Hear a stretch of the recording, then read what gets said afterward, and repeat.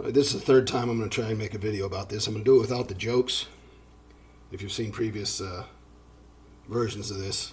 Because this is no joking matter. This is cancer. If you go to the Mohave County Courts and want to record with your phone or a personal recording device, and there's definitions that will be included in this. This can only be record. This can only record. It can't do anything else. Well, it can play back, but it can't broadcast. If you go and ask to record, you will be told no. It's not allowed. It is forbidden. And the justification for this prohibition is this document: Administrative Order 2019-19. This is a Mohave County level order by a judge. He is no longer on the bench. Don't confuse him with his son, who has the same name, but the third. He's practicing in California. If you were just presented this and you're refused from the onset by a man with a gun and a security guard uniform that says you're not allowed to, and you were presented this, you would think nothing except, well, it must be prohibited. Here's the rule. And let's see what it says. I suggest you get this yourself. This was given to me by the guard as justification for prohibiting recording. And if you read it, whereas Rule 122 and 122.1 of the Arizona Rules of the Supreme Court prohibit electronic and photographic coverage of judicial proceedings and allows a court by local administrative order, this is a local administrative order, to adopt further reasonable limits on the photography and audio and video recording in a courthouse. And it further goes on, and I suggest you read this yourself. I don't need to read this whole thing, but Rule 122 provides authority to judges and the clerks. This has to do with maintaining order and such. And then this thing refers to a Supreme Court Administrative Order 2017-079, which we'll discuss also. All these things are using these cited rules and orders to prohibit the recording by a party in a lawsuit. I would imagine by a party in a criminal case as well, but that's not my situation right now. All right, so if you were presented this, it certainly looks official. It's got a judge's signature on it. It's got a stamp. Why would you think it was anything but legitimate? Because they're certainly not going to lie to you. These are men of honor. Let's find out. Let's go to these rules that they cite. First, with Arizona Supreme Court Rule 122. I suggest you can obtain this relatively easily. You can certainly obtain it from the court if you can hassle them enough to actually do it. You can get it from the law library in Kingman, or you can get it online. This is Arizona Supreme Court Rule 122, as cited in this local administrative order 2019-19, used as a prohibition. Let's read the first line of this 122. The purpose. This rule allows the use of recording devices in a courtroom, subject to specific requirements and limitations. A court must use reasonable means to inform the public of the provisions of this rule. The court has used reasonable means to pervert this rule, to dissuade you from looking into this rule. Read the rules that they cite. It's like they're doing this right in your face. They're not hiding it. They're just, and I hesitate to say this, but it certainly looks to me, this is my opinion, deceptive as hell. Let's go on. This thing has definitions, and the definitions in these rules are very important. Very often legal definitions are not the same as what you would consider standard English definitions. But it makes a very serious distinguishing statement here between a personal audio recorder, which is a device used to record audio only, and that is on, held by, or immediately next to the person who is operating the device, because it is not a disruptive device. There are provisions in this which prevent people from making disruptions, and that is completely understandable. Now, a recording device, different Different than a personal audio recorder, a recording device is an electronic or mechanical apparatus and related equipment used to capture and store sound or images, etc., etc. This includes large TV cameras and things like that, because it talks about, routing wires. And again, look, this is Arizona Supreme Court Rule 122. Please look it up yourself. Do not trust me. I'm a guy on the internet. Don't trust anyone but your own eyes. This law, these rules belong to us, the people.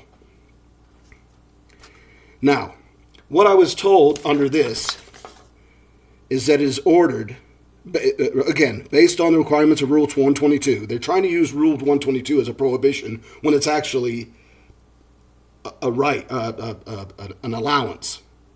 It provides that you can record, and they've perverted it into making you think you cannot.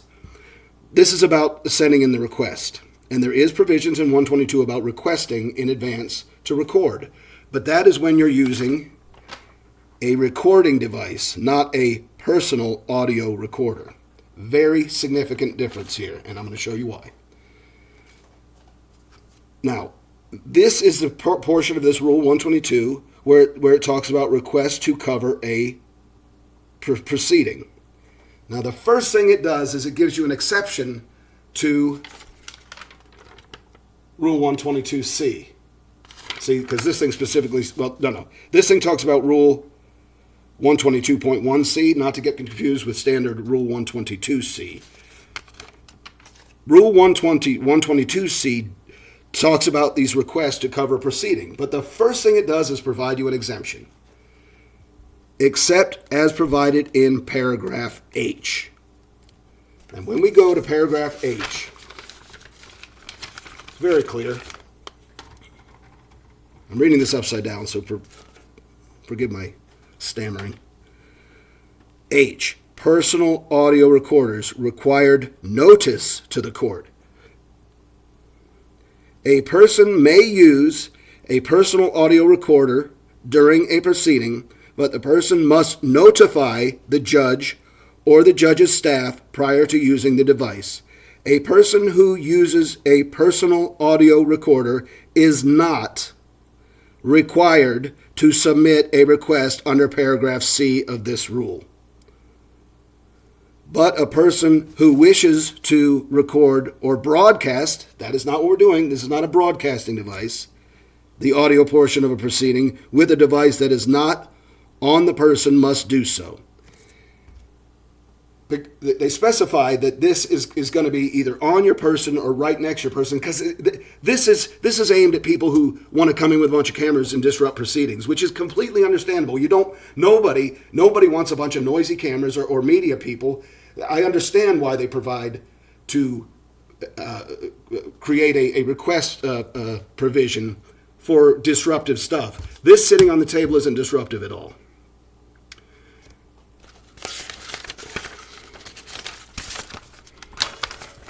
Again, Rule 122. We're going to move on to Rule 122.1c. Also available online. You can get it at the local law library. This is another thing they reference in 2019-19 administrative order. They reference 122.1. They also 122.1 Foxtrot.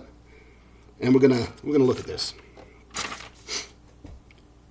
Stay with me. This is important. Here's 122.1. Right at the beginning. The purpose. This rule specifies the permitted and prohibited uses of portable electronic devices in a courthouse. A court must use reasonable means to advise courthouse visitors of the provisions of this rule. A violation of this rule may be punishable as contempt. That is contempt at the Arizona Supreme Court level. They're over all of the courts. Now let's go to 122.1 Charlie that they cite in the 2019 order. Photography and audio video recording. Photography, audio recording, and video recordings in a courthouse are what? Permitted. But the following restrictions apply. The first thing under these restrictions is in a courtroom No one may use a portable electronic device to take photographs for audio or video recording unless that use is allowed under Rule 122. We've already covered 122. Totally allowed to use a personal audio recorder by paragraph H in Rule 122. I guess we don't have to really get into that again. Now, I really suggest you look into this yourself. I don't want to read this whole thing, but I also don't want to create the appearance that I'm hiding anything. I've highlighted some things here. I suggest you pause this and read it yourself. But local orders by local administrative order, that's 2019-19, a court may adopt further reasonable limits on photography and audio or video recording in a courtroom that are not inconsistent with this rule or with Rule 122. So the court, the local court, is not allowed to do things that is not in accordance with Rule 122. And again, I cite Rule 22H that clearly gives an individual with a personal audio recorder the allowance to record. It's not vague. This is not this is not some complicated legalese. This is English. Now, some of the restrictions are they don't want jurors talking on phones. Absolutely understandable. Witnesses have to silence their devices, understandable.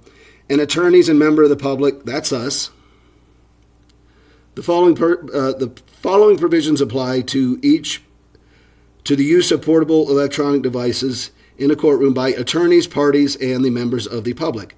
Any allowed use of a portable electronic device under this paragraph, subject to the authority of a judge to terminate activity that is disruptive or distracting to a court proceeding.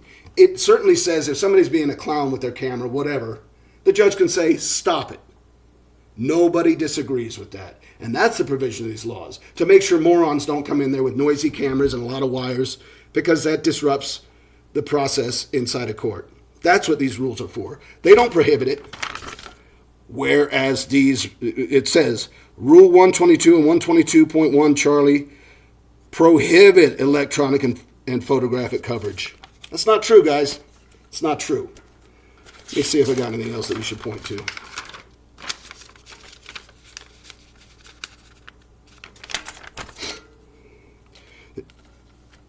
The use of a personal audio recorder.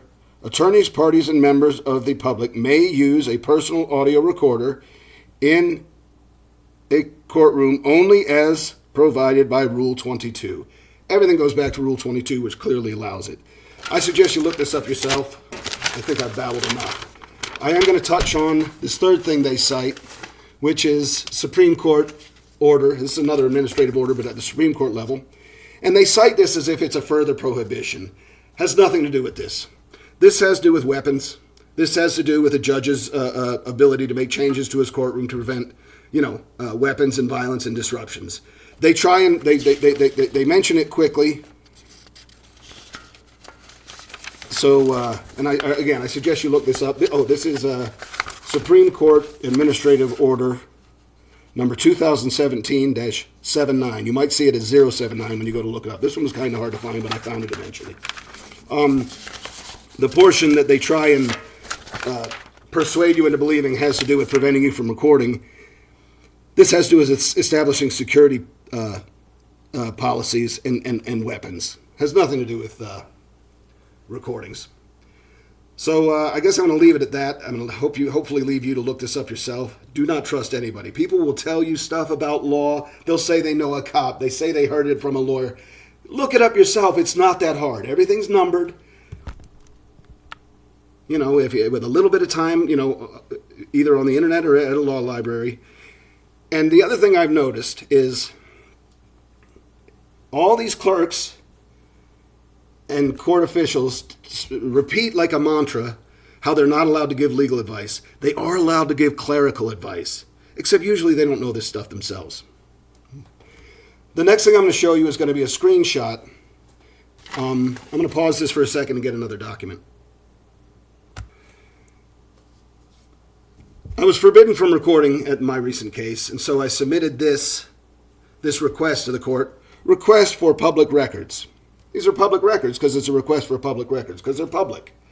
In order to, they do record these things. The court itself does record these things. So all you got to do is pay your $33 search fee, because you know how hard it is when you just record something 10 minutes later, you got to search for it.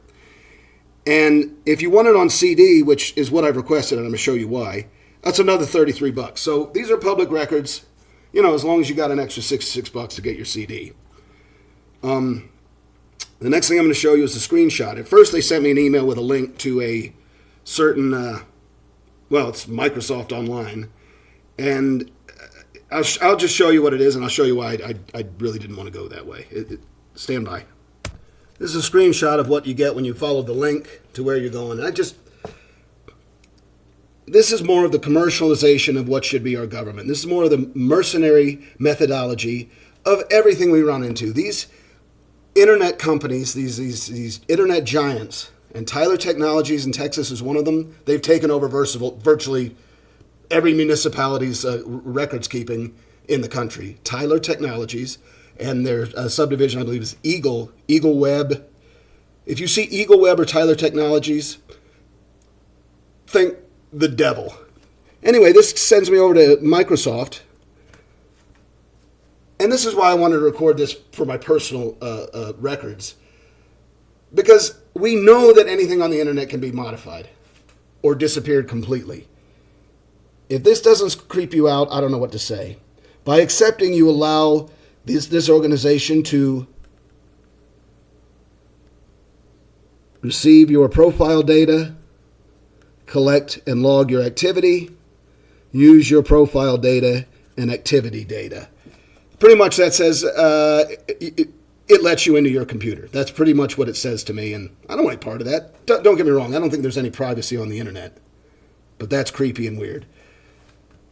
All right. Thank you for listening. Please look this stuff up yourself. Don't trust anybody.